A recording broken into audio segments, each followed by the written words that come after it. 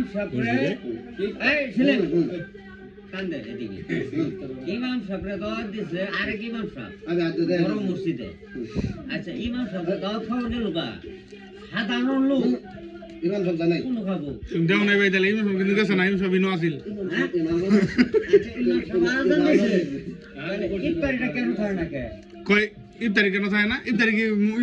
ইয়া করাবো মুঞ্চি করাবো হ্যাঁ ইফতারি কি মুঞ্চি করাবো প্রতিদিন 30টা রোজা নাম লেহানিও নাই নাম লাই নাম গ্যাপ আছে যে গ্যাপ আছে হ্যাঁ তাহলে এটা বলতে তুমি এনো ভাই ইফতারি করলা কে তুমি মুঞ্চি করবে না ইয়ে মসজিদের ইমাম সাহেব ইফতারি সব খালি করে নিয়ে গেছে গা উনি লোক গেছে গা উনি কিন্তু ইমাম সাহেব বহন করছে উনি নিজের টেয়া দেয়া যাতে নিয়ে গেছে কে আঙ্গুর ইমাম সাহেব কি হাত দিয়া কম পা হাতিয়া বিরাট হাতিয়া দিতে আছে একবার বেটা ভাই বেতন হলো 7,500 টাকা হ্যাঁ